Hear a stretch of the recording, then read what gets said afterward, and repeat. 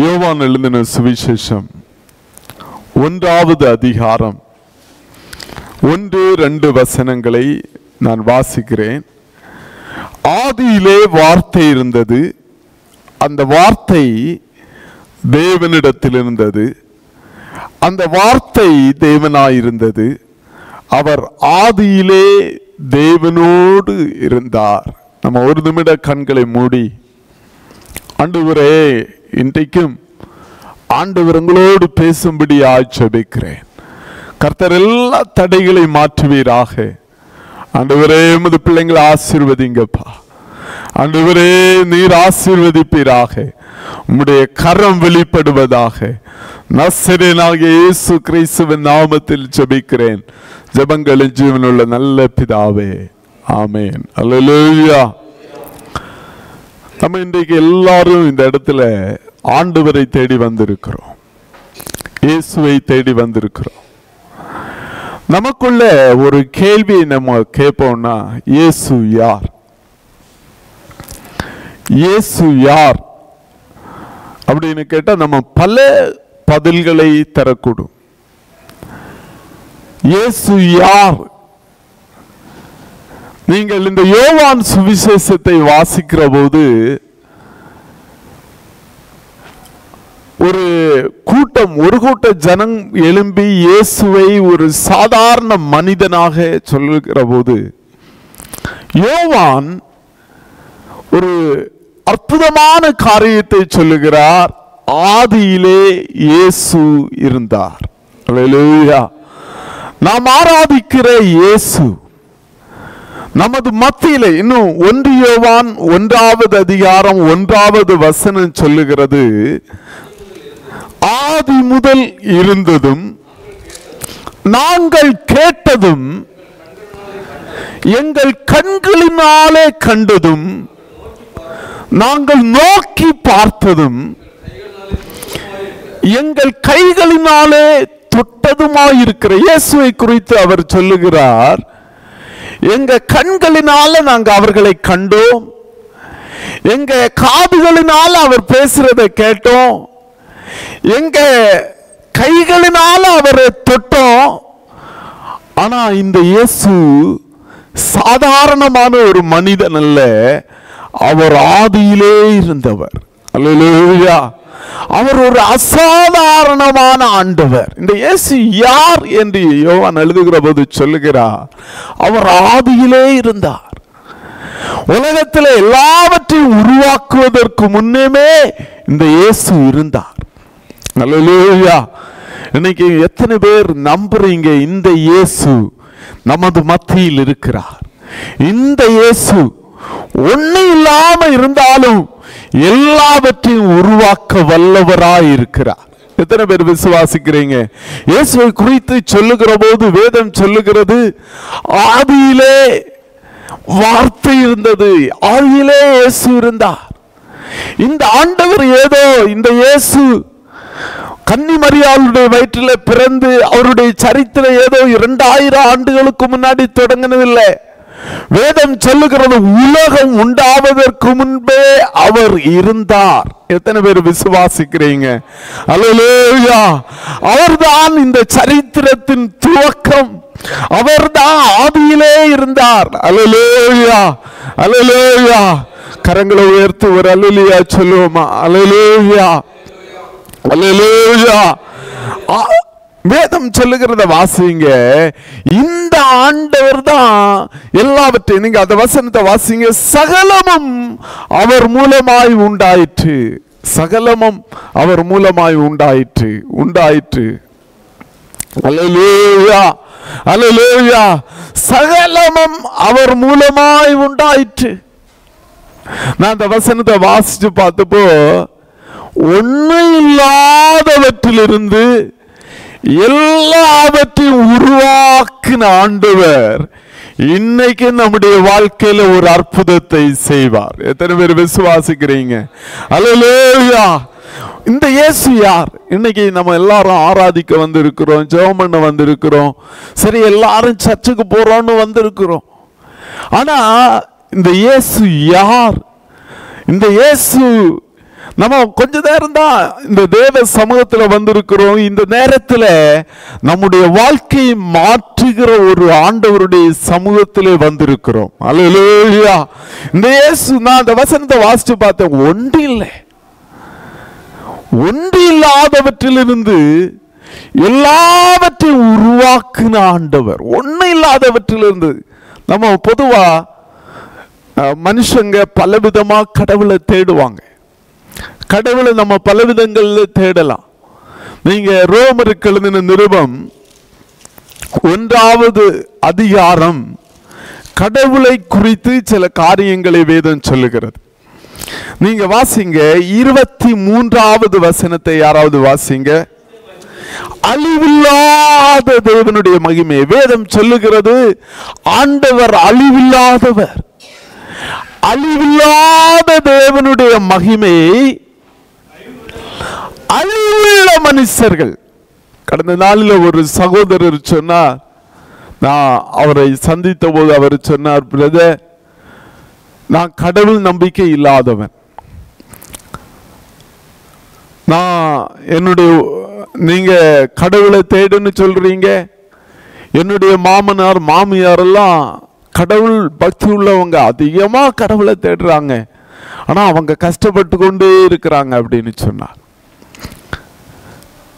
நன்றாக கவனிங்க. கடவுள் என்பவர் அழிவில்லாதவர் என்று வேதம் சொல்லுகிறது. அழிவில்லாதவர். நம்ம கடவுளை தேடுறப்போ மனுஷங்க கடவுளை வேதம் சொல்லுகிறது அழிவில்லாத தேவனுடைய மகிமை அழிவுள்ள மனுஷர்கள். சிலர் மனுஷரை கடவுளா பார்க்கிறாங்க, மனிதர்களை கடவுளா கும்பிடுறாங்க. ஒருவர் நன்மை செய்தால் அவரை கொஞ்ச நாள்ல கடவுளா மாத்திடுறாங்க. யோசிச்சு பாருங்க. அழிவில்லாத தேவன். இப்ப நான் பாஸ்டரா இருக்கிறேன், அடுத்த வாரம் நான் ஆப்சென்ட், வெளியூருக்கு போயிடுறேன், ஊழியத்துக்கு போயிடுறேன். திடீர்னு ஒரு எலியை பிடிச்சு வச்சு இதுதான் பாஸ்டர், இதுதான் கடவுள் சொன்ன, இதுதான் பாஸ்டர் ரெஜிகுமார் அப்படின்னு சொன்னா எப்படி இருக்கும்? அல்லேலூயா. ஒரு எலியை பிடிச்சு வச்சு இதுதான் பாஸ்டர் ரெஜிகுமார் அப்படின்னு சொன்னா எப்படி இருக்கும்? வேதம் சொல்லுகிறது அழிவில்லாத மகிமையை அழிவுள்ள மனுஷர்கள், பறவைகள், மிருகங்கள், ஊரும் பிராணிகள் ஆகிய இவைகளுக்கு ஒப்பாக மனுஷங்க மாற்றினாங்க. இன்னைக்கு நம்ம கடவுள் உலகத்தை படைத்தார், மனுஷனுக்குள்ள இயல்பாவே ஒரு எண்ணம் இருக்குது, கடவுள் ஒருத்தர் இருக்காரு, கடவுளை தேடணும், கடவுளை தேடணும். அல்லேலூயா, அல்லேலூயா. ஆனா கடவுளை தேடணும் அப்படின்னு சொன்ன உடனே நம்ம பல விதங்களிலே ஆண்டவரை தேடுறோம். பல விதங்களிலே அழிவுள்ள பறவைகள், மிருகங்கள். எத்தனை பேர் இருக்கிறீங்க? அல்லேலூயா. வேதம் சொல்லுகிறது ஆண்டவர், சில வேளையில் அது பக்தியா தெரியலாம், பக்தியா தெரிஞ்சாலுமே வேதம் சொல்லுகிறது அதை ஆண்டவர் அருவருக்கிறார். அல்லேலூயா. எனக்கு ஒப்பா நீங்க வேற ஒன்னையும் உருவாக்காதீங்க.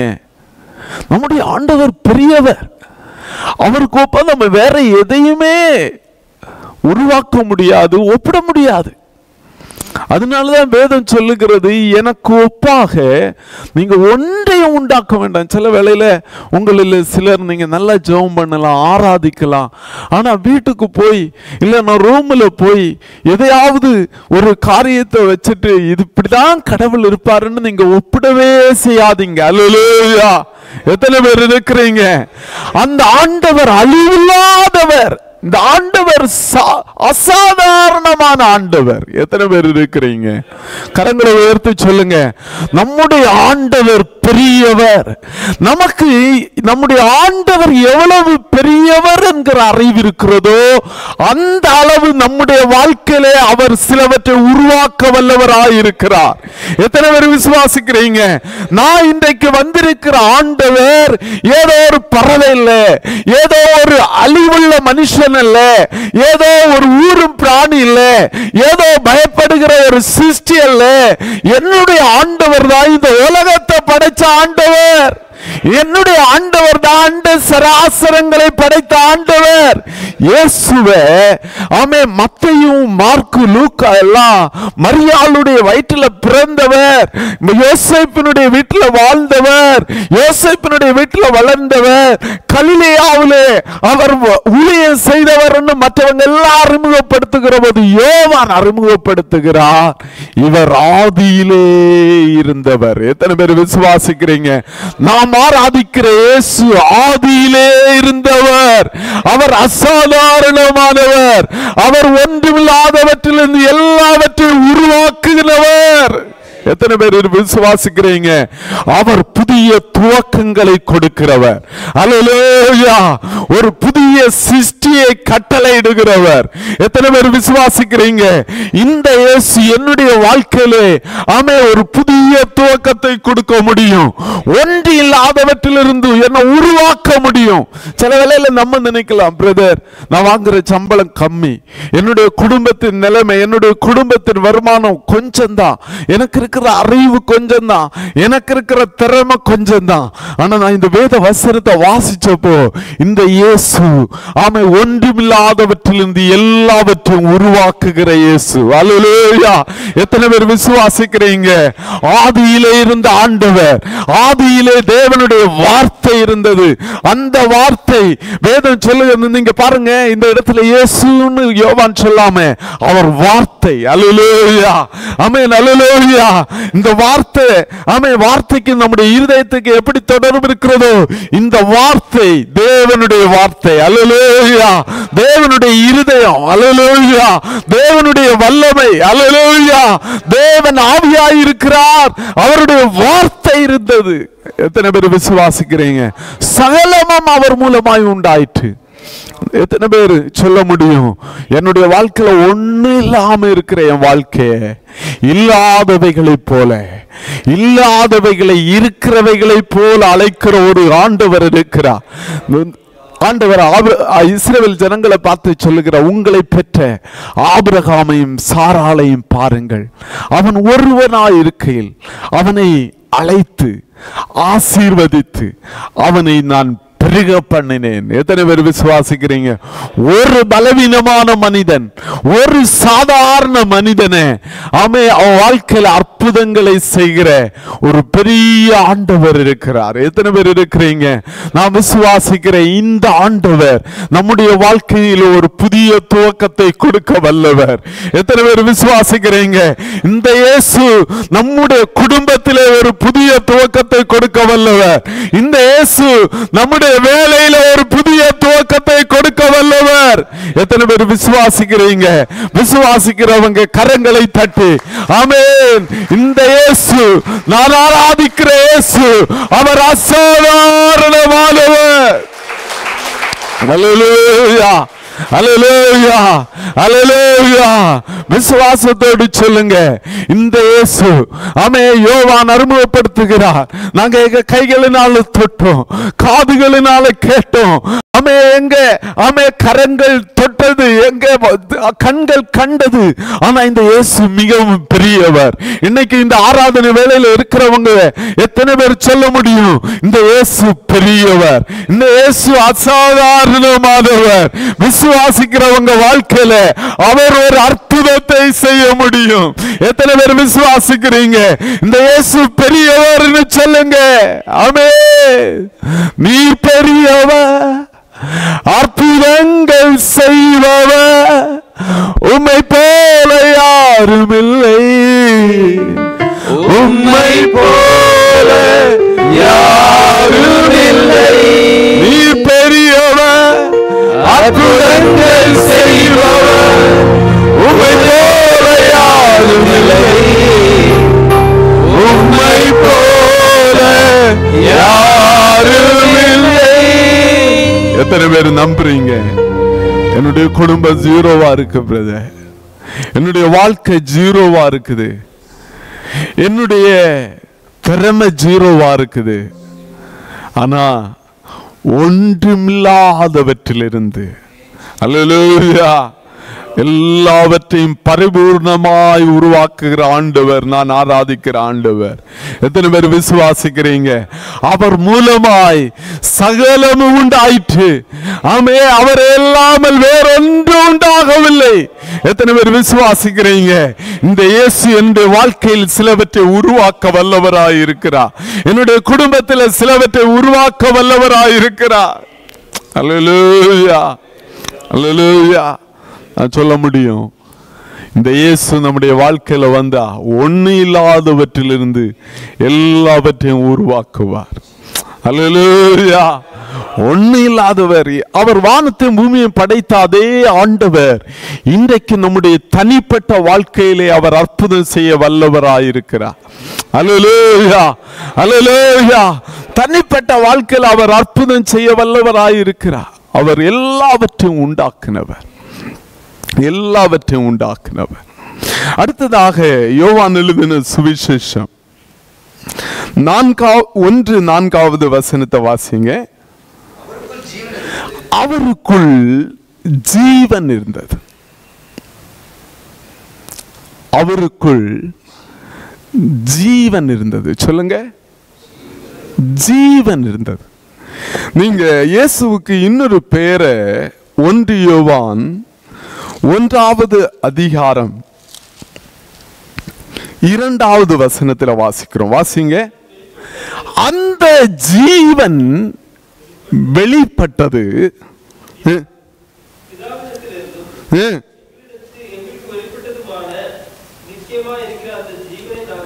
நித்தியமாய் இருக்கிற அந்த ஜீவனை கண்டு. சொல்லுங்க, ஜீவன். அல்லேலூயா. ஜீவன். இயேசுவை இங்க பார்க்கிறோம். அவர் ஜீவன் தருகிறவர், அவர் ஜீவன். நானே வழி, நானே சத்தியம், நானே ஜீவன். நான் சின்ன வயசுல இருக்கிறப்போ நிறைய புராணங்களை படிப்பேன். இந்த புராணங்களை படிக்கிறப்போ அதுல சில சம்பவங்கள், சிலர் என்ன செய்வாங்கன்னா காட்டுல போய் ரொம்ப நாட்கள் தவம் இருப்பாங்க, சாப்பிடாம ஆசைகளை எல்லாம் அடக்கி மனசு சவலப்படாம அவங்க காட்டுல நெடுநாள் தவம் இருப்பாங்க. திடீரென்று ஒரு நாள் கடவுள் தோன்றி கேட்பார், உனக்கு என்ன வர வேணும்? அவங்க சொல்லுவாங்க, சாகா வர வேணும், நான் மறிக்கவே கூடாது. மனுஷங்க ரெண்டு வகை மனிதர்கள் இருக்கிறாங்க. ஒருத்தங்க ஜீவனை தேடுறவங்க இருக்காங்க, இன்னொரு கூட்டம் இருக்கிறது ஜீவனை அழிக்க தேடுறவங்க. நான் எனக்கு வாழவே பிடிக்கல, நான் மறிக்கணும். சிலருக்குள்ள பார்த்த தற்கொலைன்னு இன்னும் பயங்கரமா இருக்கும். நான் செத்து போயிடலாம். யாரோ ஒருத்தர் அவங்ககிட்ட பேசிட்டு இருக்கிற மாதிரி இருக்கும், நீ செத்து போ. சில குடும்பங்கள்ல பாத்தீங்கன்னா தாத்தா தற்கொலை செய்திருப்பார், மகன் தற்கொலை செய்திருப்பார், பேர பிள்ளைன்னு அந்த எண்ணம் இருக்கும். தற்கொலையின் ஆவி, தற்கொலை செய்யற எண்ணம் வாழ்க்கையை வெறுத்திருக்கும். அதான் வேதம் சொல்லுகிறது, பிசாசு ஆதி முதற்கொண்டு கொலை பாதகனாய் இருக்கிறான்.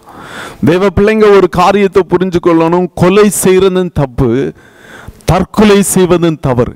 அல்லேலூயா அல்லேலூயா அல்லேலூயா. நீங்க ஒரு காரியத்தை புரிஞ்சிருக்கணும், இந்த ஜீவன் தேவன் தந்த ஜீவன். அல்லேலூயா. நீங்க மற்ற மனுஷங்களை கொலை செய்கிறது போல நீங்கள் உங்களை கொலை செய்ய முயற்சி செய்வீர்கள், ஆனாலும் நீங்கள் நரகத்திலே தள்ளப்படுவீர்கள். அல்லேலூயா. தற்கொலை செய்யறவங்க யாரும் பரலோகம் போக முடியாது. பிசாசு செய்கிற ஒரு காரியம் தற்கொலை செய்ய தூண்டுவான். அல்லேலூயா. எத்தனை பேர் இருக்கிறீங்க? அல்லேலூயா. தேவ பிள்ளைங்க ஜெபிக்கணும். ஆனா இந்த வேத பகுதி சொல்லுகிறது, இயேசு ஜீவனாயிருக்கிறார். அல்லேலூயா.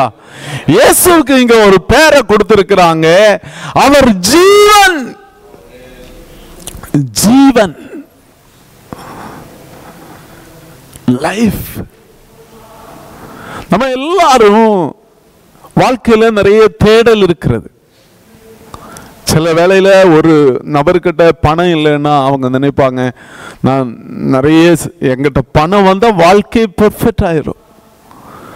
ஒரு நபருக்கு படிப்பு இல்லைன்னா அவங்க நினைப்பாங்க, நான் நல்லா படிச்சு பெரிய ஆளாயிட்டேன்னா எல்லாம் சரியாயிரும். சிலர் நினைப்பாங்க, இதெல்லாம் நம்ம வாழ்க்கையில தேடல்கள் கண்டிப்பா இருக்கணும். நமக்கு ஆண்டவர் பணத்தை தருவாராக, வேலையை தருவாராக, படிப்பை தருவாராக. ஆனா எந்த ஒரு மனிதனும் தன்னுடைய லட்சியத்தை அடைஞ்சதுக்கு அப்புறம் அவன் புரிஞ்சு கொள்வான், இந்த வாழ்க்கை ஒரு காணல் நீர் மாதிரி. எதையும் அடையிறதுக்கு முன்னாடி தான் அது பெருசா தெரியும். அதை அடைஞ்சதுக்கு அப்புறம் அது ஒரு வெறுமை மாதிரி, ஒரு ஏமாற்றப்பட்டவனாய். சில பிள்ளைங்கள்லாம் ரொம்ப படிப்பாங்க, சில எக்ஸாம் எல்லாம் ரொம்ப கஷ்டப்பட்டு படிப்பாங்க. ஆனா படிச்சு பாஸ் ஆனதுக்கு அப்புறம் அது பெருசாவே தெரியாது. வாழ்க்கையின் எல்லா பகுதிகளும் நம்முடைய வாழ்க்கையில, அதுதான் சாலமன் சொல்லுகிறார், எல்லாம் மாயை, எல்லாம் மாயை அப்படின்னு சொல்றாரு. எல்லாம் மாயை. அதனுடைய அர்த்தம் என்ன அப்படின்னு சொன்னா, ஒரு மனிதன் இயேசுவை கண்டுபிடிக்காத வரைக்கும் அவன் வாழ்க்கையில திருப்தியே இருக்காது. அல்லேலூயா. எத்தனை பேர் இருக்கிறீங்க? கடவுளை ஒரு மனிதன் தன்னுடைய வாழ்க்கையிலே கண்டுபிடிக்காத வரைக்கும் அவன் வாழ்க்கை அர்த்தமற்றதாகவே இருக்கும். எத்தனை பேர் இருக்கிறீங்க? அல்லேலூயா. அதனாலதான் இயேசு சொல்றாரு, நானே ஜீவன். ஜீவன். பாவம் நம்ம வாழ்க்கையில நிறைய வேளையில பாவம் செய்கிறப்ப எல்லாம் நம்ம வாழ்க்கையில மரணம் உண்டாகிறது. ஆனா வேதம் சொல்லுகிற ஒரு காரியத்தை வாசிங்க. யோவான் எழுதின சுவிசேஷம் 3வது அதிகாரம் 16வது வசனத்தை வாசிங்க. தேவன் தன்னுடைய ஒரே பேரான குமாரனை விசுவாசிக்கிறவன் எவனோ அவன் கெட்டு போக மாட்டான். சொல்லுங்க, இயேசுவை விசுவாசிக்கிறவன் கெட்டு போக மாட்டான். எத்தனை பேர் விசுவாசிக்கிறீங்க? கரங்களை உயர்த்தி சொல்லுங்க. இயேசுவை விசுவாசிக்கிறவன் கெட்டு போக மாட்டான். இயேசுவை விசுவாசிக்கிறவன் குடும்பம் கெட்டு போகாது. அல்லேலூயா. தன்னுடைய ஒரே பேரான குமாரனை விசுவாசிக்கிறவனவனோ அவன் கெட்டு போகாமல் நித்திய ஜீவனை அடையும்படிக்கு. பிரதர், நான் நித்திய ஜீவனை அடையிறது எப்படி? நான் சாகாம, வாழ்க்கையில் எல்லாருக்கும் மரணம் இருக்கிறது. ஆனா ஆண்டவருடைய வருகையில நம்மளை எழுப்பணும்னா நம்ம செய்ய வேண்டிய காரியம் என்ன? அவரை ஏற்றுக்கொள்ள வேண்டும். அல்லேலூயா. இயேசு எப்போது ஒரு மனிதனுடைய வாழ்க்கையில வர்றாரோ வேதம் சொல்லுகிறது, அங்கே ஜீவன் உண்டு. அல்லேலூயா, அல்லேலூயா. ஒரு மனிதனுடைய வாழ்க்கையில இயேசு வர்றப்போ பல வேளைகளில் நம்ம வாழ்க்கையில நிறைய பிரச்சனை, நிறைய போராட்டங்கள். நம்மவே நினைப்போம், எதுக்கு வாழ்ந்து, யாருக்காக வாழ்றோம், செத்து போயிடலாமேன்னு எல்லாம் நினைப்போம். ஆனா இயேசு ஒரு மனிதனுடைய வாழ்க்கையில வருகிற போது வேதம் சொல்லுகிறது, அங்கு ஜீவன் உண்டாகும். அல்லேலூயா. வெறும் ஜீவன் இல்லை, நித்திய ஜீவன் உண்டாகும். நித்திய ஜீவன் உண்டாகும். அவன் வாழ்க்கையில ஒரு சமாதானம் உண்டாகும். அவன் வாழ்க்கையில ஒரு சந்தோஷம் உண்டாகும். அவன் வாழ்க்கையில ஒரு நிம்மதி உண்டாகும். அதனால வேதம் சொல்லுகிறது, அவர் வாசல்படி நின்று கதவை தட்டுகிறார். இயேசு யாரும் வாழ்க்கையில அப்படி ஃபோர்ஸ் பண்ணி வர்றதில்லை. இன்னைக்கு இத்தனை பேர் பிரசங்கம் கேட்கலாம், ஆனா இயேசு யாரையும் ஃபோர்ஸ் பண்ணி கைப்பிடிச்சு நான் கண்டிப்பா வாழ்க்கையில வரணும்னு சொல்றதில்லை. ஆண்டவர் உங்களுக்கு சுயமாய் தெரிந்தெடுக்கிற உரிமையை கொடுத்திருக்கிறார். ஏதேன் தோட்டத்தில் எப்படி ஆண்டவர் ஜீவ விருட்சத்தையும் நன்மை தீமை தரும் மரணத்தை விளைவிக்கக்கூடிய விருட்சத்தையும் வைத்தாரோ, அதே போலையும் ஆண்டவர் இன்னைக்கு உங்க முன்னாடி ஒரு சாய்ஸ் வச்சிருக்கிறார். நீங்க எதை தேட போறீங்க? மரணத்தை செலக்ட் பண்ண போறீங்களா, ஜீவனை செலக்ட் பண்ண போறீங்களா? அல்லேலூயா. இயேசுவை நீங்க செலக்ட் பண்ணினீங்கன்னா உங்க வாழ்க்கையில ஜீவன் உண்டாகும். எத்தனை பேர் விசுவாசிக்கிறீங்க? அல்லேலூயா. உங்க வாழ்க்கையில ஜீவன் உண்டாகும். வேதம் அதுதான் சொல்லுகிறது. நான் வாசப்படி நின்று கதவை தட்டுகிறேன். நான் வாசப்படி அவரை ஏற்றுக்கொண்டவர்கள், வேதம் அப்படித்தான் சொல்லுகிறது, அவரை ஏற்றுக்கொண்டவர்கள், விசுவாசிக்கிறவனோ அவன் கெட்டு போகாமல் நித்திய ஜீவனை அடையும்படிக்கு. யார் இயேசு அடைகிறாங்களோ அவங்க நித்திய ஜீவனை அடைகிறார்கள். எத்தனை பேர் இருக்கிறீங்க? அல்லேலூயா. ஒரு மனிதனுடைய வாழ்க்கையில இயேசு இருக்கிறார் என்றால் அவனுக்குள்ள ஜீவன் இருக்கிறது, அவனுக்குள்ள நித்திய ஜீவன் இருக்கிறது. எத்தனை பேர் விசுவாசிக்கிறீங்க? அதான் வேதம் சொல்லுகிறது, இயேசுவை உங்க வாழ்க்கையில ஏற்றுக்கொள்ளுங்க. நீங்க பல காரியங்களை குறித்து சிந்திக்கலாம். இந்த இயேசுவை குறித்து வேதம் சொல்லுகிறது, அவருக்குள் பரிபூரண ஜீவன் இருக்கிறது. அல்லேலூயா. இயேசு வந்த இருள் மாறும், மரணம் மாறும், மரணத்தை குறித்த எண்ணம் மாறும், மரண பயங்கள் மாறும், தற்கொலை எண்ணங்கள் மாறும். நீங்க ஜெபம் பண்ணுவீர்கள் என்றால் இயேசு உங்க இருதயத்தில் வருவார், உங்க வாழ்க்கையை சந்தோஷமா மாற்றுவார். அல்லேலூயா, அல்லேலூயா, அல்லேலூயா. நான் சின்ன பையனா இருக்கிறப்போ நான் அடிக்கடி ஜெபிக்கிற ஒரு ஜெபம் உண்டு, 2 ஜெபம். ஒன்று, என்னுடைய தாயார் சாப்பாடெல்லாம் எடுத்து வச்சுட்டு சொல்லுவாங்க, இதுதான் கடைசி சாப்பாடு வீட்டில். அவ்வளவு என்னுடைய தகப்பனாருடைய பிரச்சனை, இதுதான் கடைசி சாப்பாடு, நம்ம எல்லாம் சாப்பிட்டுட்டு செத்து போயிடலாம், இதுதான் கடைசி சாப்பாடு, நல்லா சாப்பிடு மக்களே அப்படின்னு சொல்லுவாங்க. இறைச்சி எல்லாம் எடுத்து வச்சுட்டு அப்போ எல்லாம் நான் சாப்பிட்டுட்டு வீட்டின் வெளியே போய் நின்று முற்றத்தில் வந்து நின்று வானத்தை பார்த்து அழுவேன். கடவுள்னு ஒருத்தர் இருந்தா எனக்கு 35 வயது வரை வாழணும். நான் எத்தனையோ நாள் அப்படி ஜெபம் பண்ணியிருக்கிறேன். அல்லேலூயா. 2வது ஒரு ஜெபம், என்னுடைய அப்பா ஒரு நாள் குடியேக்காம இருந்தாருன்னா அதுதான் எங்க வீட்டில் பரலோகம். எங்க கோயிலுக்கு போனாலும் எங்க போனாலும் ஜெபம் பண்ணுவேன், ஒரு நாள் எங்க அப்பா குடிக்காம இருக்கணும், ஒரு நாள் எங்க அப்பா குடிக்காம இருந்தா அது அன்னைக்கு பரலோகம் மாதிரி இருக்கும். ஆனா இயேசுவை ஏற்றுக்கொண்டதுக்கு அப்புறம் எங்க வீட்டில் நாங்க குடும்பமாய் உட்கார்ந்து ஜெபம் பண்ணுவோம். ஒரு 7 மணிக்கு குடும்ப ஜெபம் ஆரம்பிச்சா நேரம் போறதே தெரியாது. வீட்டில் பரலோகம் மாதிரி இருக்கும். சில வேளையில 11 மணி 12 மணி வரை நாங்கள் குடும்பமாக உட்கார்ந்து பாட்டு பாடிட்டு இருப்போம், பாடல் தான் பாடுவோம். ஆனால் தேவ பிரசன்னம், நான் சொல்றேன், இயேசு வந்து அவங்க வாழ்க்கை மாறும். இயேசு வந்து பரலோகமாய் உங்க வாழ்க்கையை கர்த்தர் மாற்றுவார். எத்தனை பேர் விசுவாசிக்கிறீங்க? வெளிச்சம் இருக்கிற இடத்துல இருள் ஓடி போகும். அல்லேலூயா, அல்லேலூயா. இயேசுவுக்குள்ளே ஜீவன் இருக்கிறது. அல்லேலூயா. எந்த ஒரு மனிதனுக்குள்ள இயேசு வருகிறாரோ அவனுடைய வாழ்க்கையை அவர் ஜீவ விருட்சமாய் மாற்றுவார், கசப்புகளை மாற்றுவார். அல்லேலூயா. எத்தனை பேர் சொல்லுவீங்க, இந்த இயேசு எனக்கு வேணும்? அல்லேலூயா.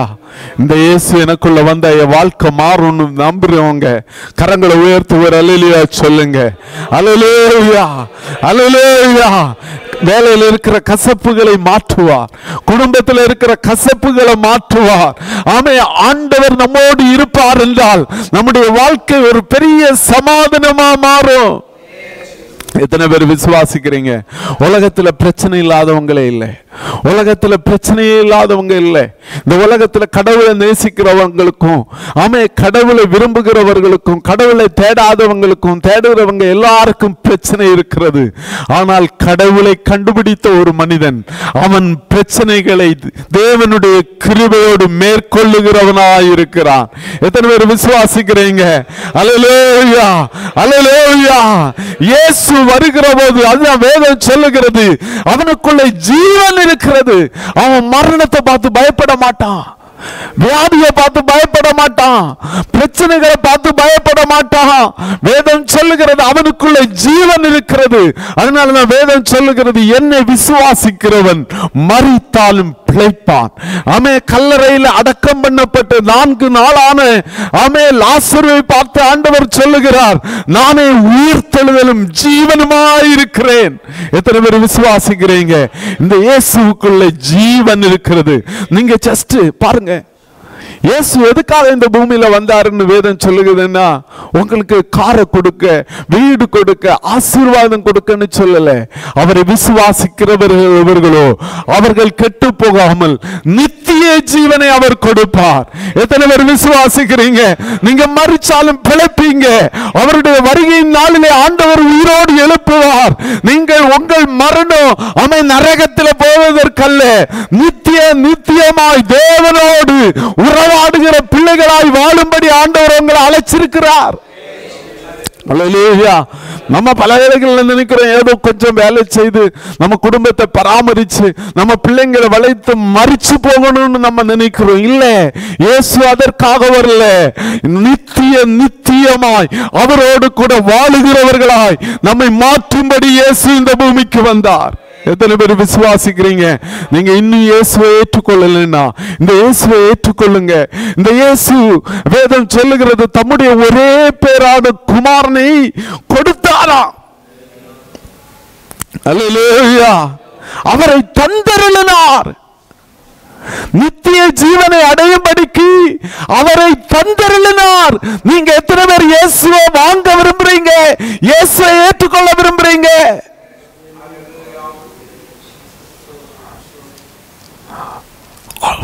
பிதா, பரலோக பிதா தந்த பெரிய கிஃப்ட் என்னன்னா இயேசு. அவர் தர்ற ஒரு பெரிய பரிசு என்னன்னா நித்திய ஜீவன். நீங்க இன்னும் இயேசுவை ஏற்றுக்கொள்ளலைன்னா, இன்னும் மனம் திரும்பி ஞானஸ்தானம் எடுக்கலைன்னா, மனம் திரும்பி ஞானஸ்தானம் எடுங்க. இயேசுவை ஏற்றுக்கொள்ளுங்கள். அல்லேலூயா, அல்லேலூயா. உங்க வாழ்க்கையில ஜீவன் உண்டாகும். உங்க வாழ்க்கையில இருக்கிற மரணத்தின் வல்லமைகள் முறியடிக்கப்படும். உங்க வாழ்க்கையில இருக்கிற பாதாள வல்லமைகள் முறியடிக்கப்படும். அல்லேலூயா. மரணமே உன் கூரங்கே, பாதாளமே உன் ஜெயமெங்கே. மரணம் நமக்கு பயமா இருக்காது. ஒரு முறை ஒரு சகோதரர் சொன்னார், அவர் சின்ன பையனா இருக்கிறப்போ, 12ஆம் கிளாஸ் படிக்கிறப்போ, அவருடைய தாயார் ஒரு போதகரை பார்க்கறதுக்கு கூட்டிட்டு போனார். அவர் மரண தருவாயில படுத்திருக்கிறார். அந்த போதகர் சொன்னாரா, ஆண்டவர் என்கிட்ட சொன்னார், நான் நாளைக்கு மரிச்சு போவேன்.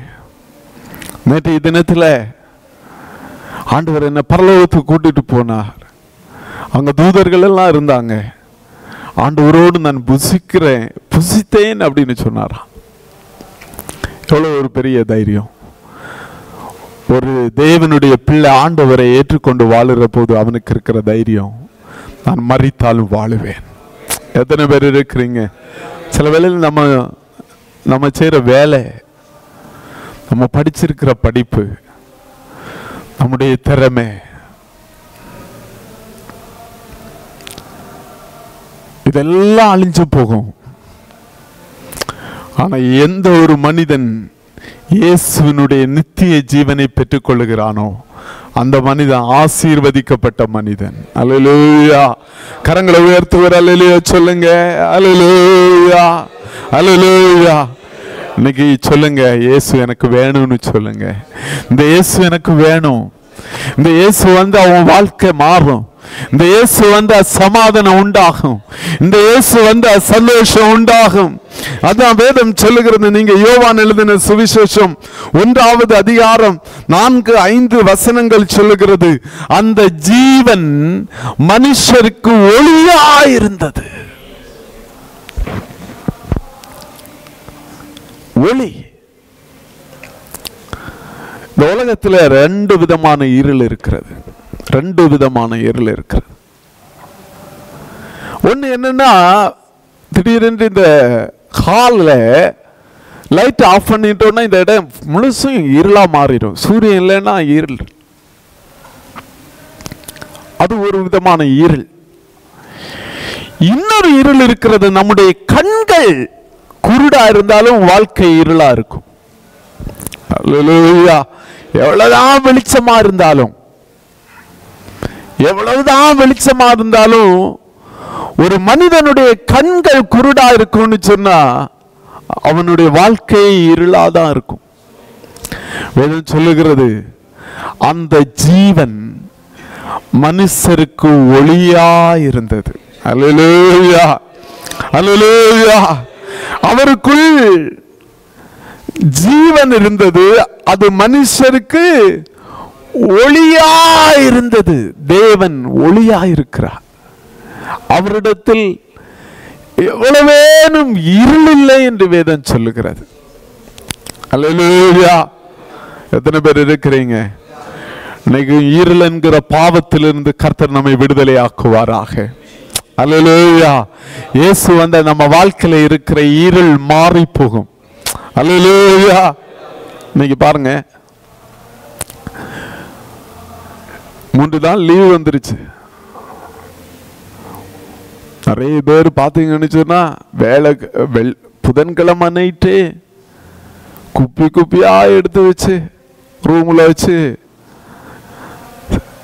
கொண்டாடுறாங்க. அதை குடிச்ச உடனே ஒரு இருள் வந்துருது. வாழ்க்கையெல்லாம் இருளாதான் இருக்கு. நீங்க மட்டும் இல்ல, ஒரு மனிதன் குடிக்கிற போது அவன் குடும்பமும் இருளாதான் இருக்கு. அவன் பிள்ளைங்க வாழ்க்கை இருளாகிறது. நிறைய பேருக்கு தெரியறது இல்ல. தன்னுடைய தகப்பன் குடிச்சிட்டு கிடக்கிறத பாக்குறப்போ அவன் ட்ரெஸ் ஒழுங்கா போடாம, அவன் மனது பேதலிச்சவனை போல கெட்ட வார்த்தை பேசுறப்போ அந்த குடும்பத்தில் இருள் சூழ்கிறது. பாவம் இருள் நிறைந்தது. அல்லேலூயா. இயேசு சொல்றாரு, நான் ஒளியா இருக்கிறேன். அல்லேலூயா. ஆண்டவர் படைச்ச எவ்வளோ காரியம் இருக்கு. ஆனா பிசாசு என்ன செய்வான் அப்படின்னு சொன்னா, ஒரு சில பாவங்களை கொண்டு வச்சு மனுஷனை இருளிலே வச்சிருப்பான். சிலரை பாருங்க, காலையில சினிமா பார்க்க ஆரம்பிச்சா நைட்டு 12 மணி வரை சூரிய வெளிச்சம் பார்ப்பாங்களா, பல்லு துலக்குனாங்களா, சாப்பிட்டாங்களா, ஒன்றும் தெரியாது. அல்லேலூயா, அல்லேலூயா. நீதிமொழிகள்ல சாலமோனுடைய தாய் சொல்லுகிறார், மகனே உன் பலத்தை ஸ்திரீகளுக்கு கூடாதே. வாலிப மகனை பார்த்து சொல்றாரு, உன் பலனை ஸ்திரீகளுக்கு கூடாது. அதனுடைய அர்த்தம் இதுதான், உனக்கு ஒரு பலன் இருக்கிறது. உன் குடும்பத்தை கட்டுறதுக்கு, உன் பிள்ளைகளை வளர்த்துறதுக்கு, உன் பிள்ளைகளை ஆசீர்வதிக்கிறதுக்கு, உன்னுடைய குடும்பத்தை முன்னேற்றுறதுக்கு, சமூகத்தில் உயர்ந்த ஸ்தானங்களில் போய் நிற்கிறதுக்கு ஆண்டவர் உனக்கு பலனை கொடுத்திருக்கிறார். ஆனா அதை நீ வேறு பாதைகளில் செலவழிக்க முடியும். அல்லேலூயா. உன்னுடைய நேரத்தை நீ வீணடிக்க முடியும். உன்னுடைய வாழ்க்கையை நீ வீணடிக்க முடியும். எத்தனை பேர் இருக்கிறீங்க? கரங்களை உயர்த்தி ஒரு அல்லேலூயா சொல்லுங்க. அல்லேலூயா, அல்லேலூயா, அல்லேலூயா. உன்னுடைய வாழ்க்கையை நீ கெடுக்க முடியும். ராஜாக்களை கெடுக்கிற காரியத்துக்கு ஒண்ணு கூடாதே. நீ எவ்வளவு சம்பாதிக்கலாம், எவ்வளவு பணம் இருக்கலாம், எவ்வளவு படிப்பு இருக்கலாம், உன்னுடைய வாழ்க்கையில ஒழுக்கம் இல்லைன்னா ஒரு நாள் உன்னுடைய வாழ்க்கை அழிஞ்சு போயிடும். எத்தனை பேர் இருக்கிறீங்க?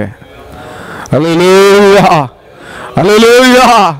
உன் வாழ்க்கையில பரிசுத்தம் இல்லைன்னா உன் வாழ்க்கை இருளா இருக்கும். உன்னுடைய கண்ணு திறக்க முடியாது, இயேசுவை நீ பார்க்க முடியாது, கடவுளை வச்சிருக்கிற ஆசீர்வாதங்களை நீ பார்க்க முடியாது, உன் வாழ்க்கையில வெளிச்சம் இருக்காது. சிலர் பார்த்தீங்கன்னா இருளே விரும்புவார்கள், இருளே விரும்புவாங்க. சர்ச்சுக்கு வர விருப்பம் இருக்காது. சாயங்காலம் வேலைக்கு போயிட்டு வந்தா அப்படியே படுத்து தூங்குவாங்க, அப்படியே படுத்திருப்பாங்க, சினிமா பார்ப்பாங்க, தேவையில்லாத காரியங்களை பார்ப்பாங்க, தேவையில்லாத காரியங்களை பேசுவாங்க. வாழ்க்கை இருளா இருக்கும். ஆனா வேதம் சொல்லுகிறது, இயேசு வருகிற போது அவர் வெளிச்சத்தை கொண்டு வருவார். எத்தனை பேர் விசுவாசிக்கிறீங்க? அல்லேலூயா. கரங்களை உயர்த்துவார். அல்லேலூயா சொல்லுங்க. இயேசுவினுடைய வாழ்க்கையில வெளிச்சத்தை கொண்டு வர முடியும். கடந்த வாரத்தில் ஒரு சகோதரரை சந்திச்சேன். அவர் இந்து மார்க்கத்தை சார்ந்தவர். அவருக்கு வேலையில பயங்கரமான பிரஷர். அந்த பிரஷர் தாங்க முடியாம அவர் தற்கொலை செய்ய தீர்மானம் பண்ணினார். தீர்மானம் பண்றப்ப இன்டீரியர்ல அவர் இருந்தார். அப்போ எல்லாரும் சர்ச்சுக்கு போவாங்க. அதுல சாகிறதுக்கு முன்னாடி சர்ச்சுக்கு போலான்னு சொல்லி போனா குறியெல்லாம் போட்டுட்டு அவர் சர்ச்சில் போய் உட்கார்ந்து இருந்திருக்கிறார். ஒரு சமாதானம் உண்டானது. வந்திருக்கிறார். ரெகுலரா சர்ச்சுக்கு போக ஆரம்பிச்சிருக்கிறார். எல்லாரும் கை தட்டுறப்ப கை தட்டி பாட்டு பாடுவார். நாட்கள் செல்ல செல்ல அவருக்கு குடிக்கிறது மறந்து போச்சு. கஞ்சா போடுறது மறந்து போச்சு. சிகரெட் பிடிக்கிறது மறந்து போச்சு. அவர் வேதத்தை எடுத்து வாசிக்க ஆரம்பித்தார். அவருடைய வாழ்க்கை மாறிட்டு. எத்தனை பேர் விசுவாசிக்கிறீங்க? இயேசு வருகிற போது வெளிச்சம் உண்டாகும். எத்தனை பேர் விசுவாசிக்கிறீங்க? ஆமென். அல்லேலூயா. இயேசு நம்முடைய வாழ்க்கையில வர்றப்போ அந்த ஜீவன் மனுஷருக்கு ஒளியா இருந்தது. உங்களுக்கு தெரியுமா, நம்ம வாழ்க்கையில கடவுள் நிறைய ஆசீர்வாதங்களை வச்சிருக்கிறாரு. நிறைய வேளையில நம்ம இருளில் இருக்கிறோம். நம்முடைய கண்கள் நிறைய வேளையில குருடா இருக்கு. கடவுள் எவ்வளவு நன்மைகளை நம்ம வாழ்க்கையில வச்சிருக்கிறாரு. நமக்குள்ள எவ்வளவு காரியங்களை ஆசீர்வாதங்களை வச்சிருக்கிறாரு. நமக்குள்ள எவ்வளவு திறமைகளை வச்சிருக்கிறாரு.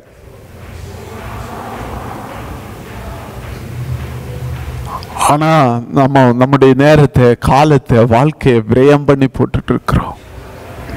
ஆனா இந்த வேத பகுதி சொல்லுகிறது, அந்த ஒளி இருளிலே பிரகாசிக்கிறது. எத்தனை பேர் இருக்கிறீங்க? அல்லேலூயா. கரங்களை உயர்த்தி சொல்லுங்க. அல்லேலூயா. எந்த மனுஷனை பிரகாசிப்பிக்கிற ஒளி இயேசு. அல்லேலூயா. தெய்வப்பிள்ளையே, உங்க வாழ்க்கையில நீங்க பெற்றுக்கொள்ளக்கூடிய ஒரு பெரிய முடிவு என்னவா இருக்கும்னா, இயேசுவை உங்க வாழ்க்கையில ஏற்றுக்கொள்வது. அல்லேலூயா. இயேசுவை ஏற்றுக்கொள்வது. இயேசு வர்றப்ப ஆண்டவர் உங்க கண்களை திறப்பார். உங்க வாழ்க்கையை குறிச்ச, உங்க வாழ்க்கை எவ்வளவு பெரிய வாழ்க்கை, உங்க வாழ்க்கை எவ்வளவு பெருசுன்னு நீங்க கேட்டு பாருங்க. கடவுள்கிட்ட போய் உங்க மனைவி கிட்ட கேட்டா, நல்ல சம்பளம் வாங்கினா ஓகே ஓகே, நீ இருந்தாதான் வாழ முடியும்னு சொல்லுவாங்க. வயசாயிடுச்சுன்னா பிள்ளைங்க சொல்லுவாங்க, சில வேலை செத்து தொலைய மாட்டேங்கிறான்னு சொல்லுவாங்க. ஆனா கடவுள்கிட்ட போய் கேட்டு பாருங்க, என்னுடைய வாழ்க்கை எவ்வளவு விலை மதிப்பு உள்ளது. என்னுடைய பிள்ளையினுடைய ஜீவனை விட உன்னுடைய வாழ்க்கை, உன்னுடைய ஜீவன் விலை மதிப்புள்ளது என்று ஆண்டவர் சொல்லுவார். எத்தனை பேர் விசுவாசிக்கிறீங்க? தன்னுடைய ஒரே பேரான குமாரனை, தன்னுடைய செல்ல பிள்ளை, நீங்களும் நானும் ரட்சிக்கப்படும்படி கொடுத்தார். நீங்களும் நானும் கெட்டு போக கூடாதுன்னு தன்னுடைய செல்ல பிள்ளையை கொடுத்தார். யோசிச்சு பாருங்க, தன்னுடைய செல்ல பிள்ளைய கொடுத்தார். நீங்க இன்னும் உங்க வாழ்க்கையில இந்த சமாதானம் இல்லைன்னா, சந்தோஷம் இல்லைன்னா, எனக்கு இயேசு வேணும்னு சொல்றவங்க எழும்பி நில்லுங்க. கரங்களை உயர்த்தி இந்த இயேசு வேணும்னு சொல்லுங்க. இந்த இயேசு வேணும்னு சொல்லுங்க. ஆமே, இந்த இயேசு வேணும்னு சொல்றவங்க கரங்களை உயர்த்தி, ஆண்டவரே இந்த இயேசு எனக்கு வேணும்னு சொல்றவங்க கரங்களை உயர்த்தி அவரை ஏற்றுக்கொள்ளுங்க. அவரை மனவளை இங்க இயேசுவே. ஆமே.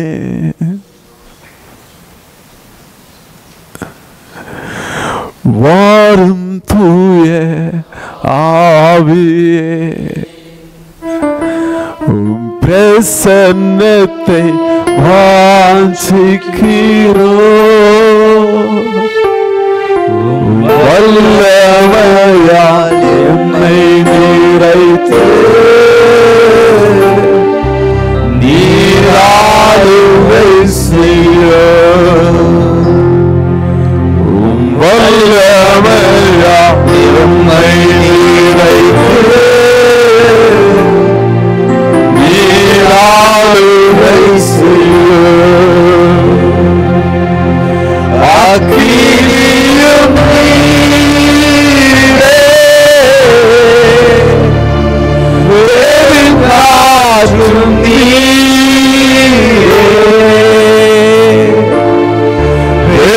வேறுவாழைப் போலவே உம் ஆவியை ஊற்றும். வாரும் தூய ஆவியே, உம் பிரசன்னத்தை வாஞ்சிக்கிறோம். உம் வல்லமையால் என்னை நிறைத்து நீராளுகை செய்யும். இயேசுவை கூப்பிடுங்க, இயேசுவை கூப்பிடுங்க, இயேசுவேன்னு கூப்பிடுங்க, இயேசுவேன்னு கூப்பிடுங்க. எனக்கு நீங்க வேணும். சொல்லுங்க, வாய்களை திறந்து சொல்லுங்க, எனக்கு நீங்க வேணும். ஒண்ணு இல்லாதவற்றிலிருந்து எல்லாவற்றையும் உருவாக்குகிறவர், வெளிச்சமானவர், ஜீவனானவர். இன்னைக்கு ஒரு புதிய வாழ்க்கை உங்க வாழ்க்கையில கொடுப்பார். உங்க வாழ்க்கையை புதுசா மாற்றுவார். நாம கடந்து போனதை எல்லாம் அவர் மறந்து போக பண்ணுவார். உங்க வாழ்க்கையை புதுசா மாத்துகிற ஒரு ஆண்டவர் இந்த இடத்துல இருக்கிறார். ஓ சரதரா, ஓ சரதரா. இயேசுவே வாங்க ஆண்டவரே, வாங்க ஆண்டவரே சொல்லுங்க. இயேசுவேன்னு கூப்பிடுங்க, இயேசுவேன்னு கூப்பிடுங்க. அவர் இன்றைக்கு உன்னுடைய வாழ்க்கையில கடந்து வருவார். எல்லா இருள்களை மாற்றுவார்.